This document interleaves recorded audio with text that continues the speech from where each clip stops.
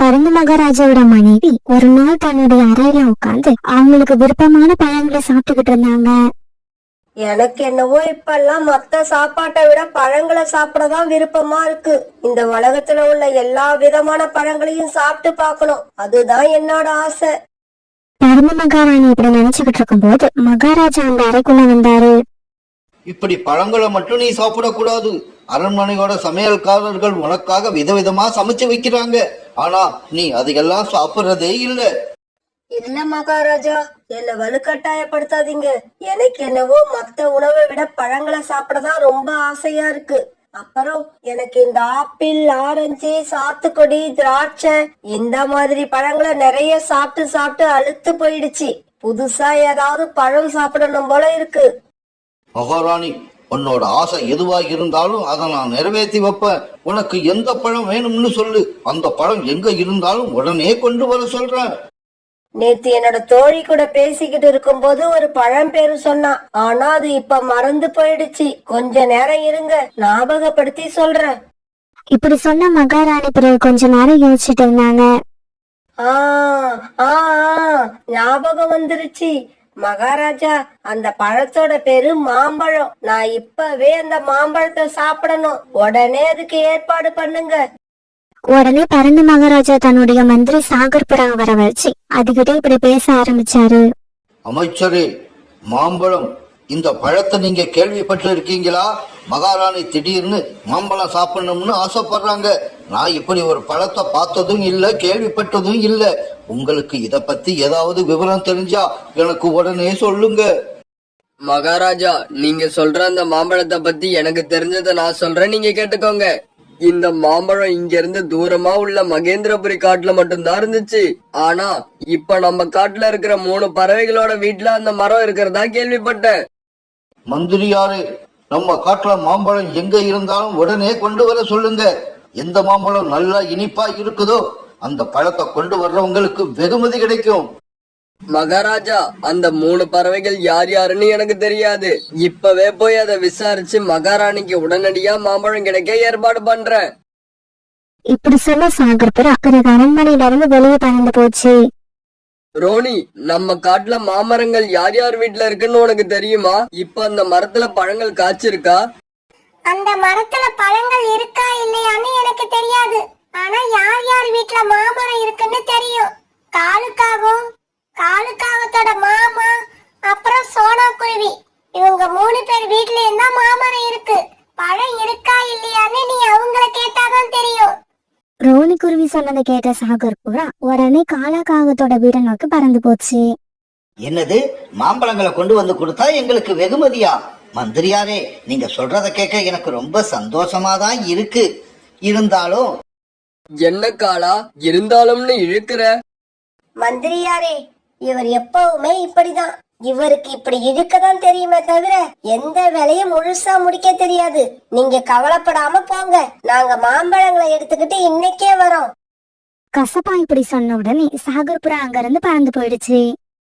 கசப்பா, நம்ம மரத்துல இருக்கிற காயெல்லாம் இன்னும் பழுக்கவே இல்ல. அப்புறம் எப்படி உன்னால அரண்மனைக்கு மாம்பழத்தை எடுத்துக்கிட்டு போக முடியும்? காலாஜி, நம்ம மாமரத்துல இருக்கிறது மாங்கான்னு உங்களுக்கும் எனக்கும் மட்டும்தான் தெரியும். இந்த காட்டுல உள்ளவங்களுக்கு எல்லாம் மாம்பழம்னா எப்படி இருக்கும்னே தெரியாது. நம்ம மாங்காய் எடுத்துக்கிட்டு போய் இதுதான் மாம்பழம்னு சொன்னா அவங்க நம்பிதான் ஆகணும். வெகுமதியை எப்படி சீக்கிரம் வாங்குறதுன்னு நான் யோசிச்சுக்கிட்டு இருக்கேன். நீங்க என்னடானா காரியத்தையே கெடுத்துருவீங்க போல இருக்கு.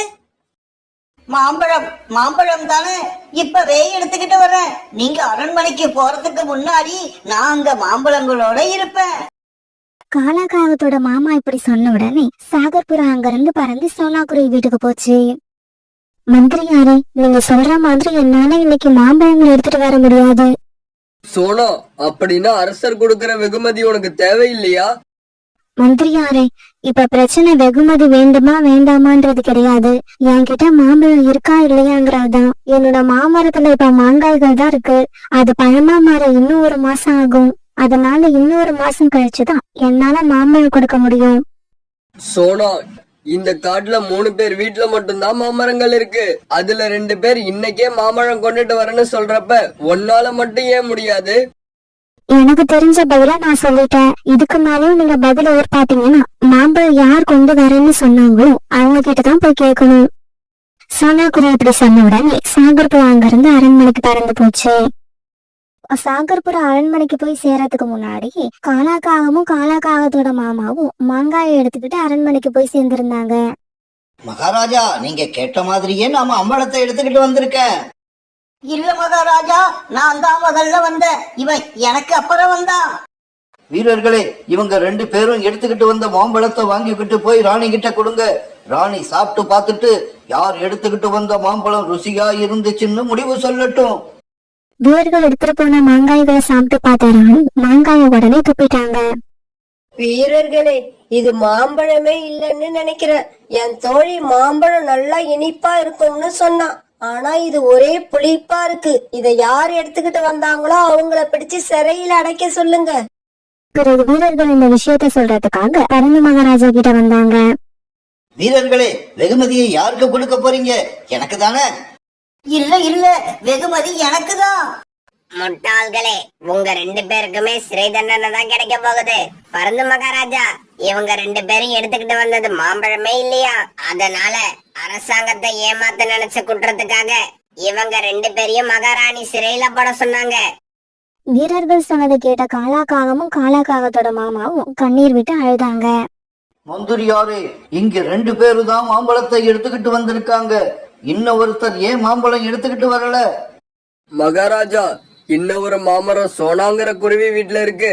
அந்த குருவி இப்ப என்னோட மரத்துல மாங்காய்கள் தான் இருக்கு. அது இனிப்பா இருக்காது. இது மாம்பழமா மாற இன்னும் 1 மாசம் ஆகும். 1 மாசம் கழிச்சுதான் நான் மாம்பழங்களை எடுத்துக்கிட்டு வருவேன்னு சொல்லிடுச்சு. ஓஹோ, இதுதான் விஷயமா? அப்படின்னா இவங்க 2 பேரும் இந்த மாங்காய கொடுத்து மாம்பழம்னு ஏமாத்துறதுக்காக வந்து இருக்காங்க, அப்படிதானே? மகாராஜா, நீங்க பேசுறத பார்த்தா எங்க மேல கோபமா இருக்கிற மாதிரி இருக்கு. தயவு செய்து நான் சொல்றத கேளுங்க. நாங்க மாமரத்தை இப்பதான் முதல் முறையா வளர்க்கிறோம். அதனால எங்களுக்கு எது காய் எது பழம்னு தெரியல. நாங்க தெரியாம செஞ்ச தவற மன்னிச்சு எங்களை விடுதலை பண்ணணும்னு கேட்டுக்கிறேன். ஆமா மகாராஜா, நான் என்ன சொல்லணும்னு நினைச்சனோ காலா அதை அப்படியே சொல்லிட்டா. பிறகு இவங்க மேல பரிதாபப்பட்ட பரந்த மகாராஜா இவங்க 2 பேரும் விடுதலை பண்ணாரு. உங்களை நான் விடுதலை பண்றேன். ஆனா மாம்பழம் பழுத்த உடனே நீங்க அதை எடுத்துக்கிட்டு உடனே அரண்மனைக்கு வரணும். பிறகு காலாவும் அவங்க மாமாவும் அரண்மனையை விட்டு பறந்து போனாங்க. இப்படி போனவங்க வழியில ஒரு இடத்துல உட்கார்ந்து பேச ஆரம்பிச்சாங்க. மாமா, நாம நம்ம மாமரத்தை சரிவர கவனிக்கிறதே இல்லை. அதுக்கு தண்ணியும் ஊத்துறது கிடையாது. இன்னும் 1 மாசம் கழிச்சு இது பழமாவுறப்ப கண்டிப்பா நம்ம பழத்தை விட அந்த சோனா குருவியோட மாம்பழம் தான் இனிப்பா இருக்கும். டேய் காலா, சோனா குருவியோட காய்கள் பழுக்கதான் இன்னும் 1 மாசம் ஆகும். நம்ம காய்கள் எல்லாம் இன்னும் 2 நாள்ல பழுத்துடும். மாமா, நீங்க என்ன சொல்றீங்க? ஆமாண்டா, என்கிட்ட பழங்களை பழுக்க வைக்கிற ஒரு கெமிக்கல் இருக்கு. அது நம்ம மரத்தோட வேர்ல ஊத்துனோம்னா காய்கள்லாம் 2 நாள்ல பழுத்துடும்.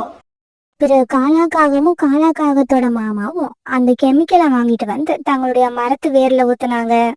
ஆனா பாவம், இவங்க நினைச்சது எதுவுமே நடக்கல. ஏற்கனவே சத்து குறைவா இருந்த இவங்களோட மரங்கள்ல இந்த கெமிக்கலை ஊத்தின உடனே சுத்தமா பட்டு போயிடுச்சு. கொஞ்ச நாட்களுக்கு அப்புறம் சோனா குருவியோட மாமரத்துல இருந்த மாங்காய்கள் எல்லாம் இப்ப பழமா மாறிடுச்சு.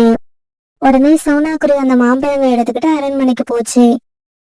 சோனா குருவி எடுத்துட்டு போன மாம்பழங்களை சாப்பிட்ட மகாராணி ரொம்பவும் சந்தோஷப்பட்டாங்க. இந்த மாம்பழங்கள் இயற்கையான முறையில பழுத்ததால ரொம்ப ருசியா இருந்துச்சு. மாம்பழம்னா இதுதான் மாம்பழம், இனிப்பா இருக்கு. எனக்கு இந்த பழம் ரொம்ப பிடிச்சிருக்கு. பிறகு மகாராஜா அவர் சொன்ன மாதிரியே சோனா குருவிக்கு நிறைய வெகுமதிகள் கொடுத்து அனுப்பினாரு. சோனா குருவி அதையெல்லாம் ஏத்துக்கிட்டு சந்தோஷமா தன்னோட வீட்டுக்கு திரும்பி வந்துடுச்சு. அதே சமயம் பேராசப்பட்டு மரத்தோட வேர்கள்ல கெமிக்கலை ஊத்தின காலாக்காகமும் காலாக்காகத்தோட மாமாவும் பட்டு போன தங்களோட மரத்தை பார்த்து அழுதுகிட்டே இருந்தாங்க. குழந்தைங்களா, நாம எப்பவுமே இயற்கையோட இணைந்து வாழ கத்துக்கணும். அப்பதான் நம்ம உடம்பு ஆரோக்கியமா இருக்கும், வாழ்க்கையும் சந்தோஷமா இருக்கும்.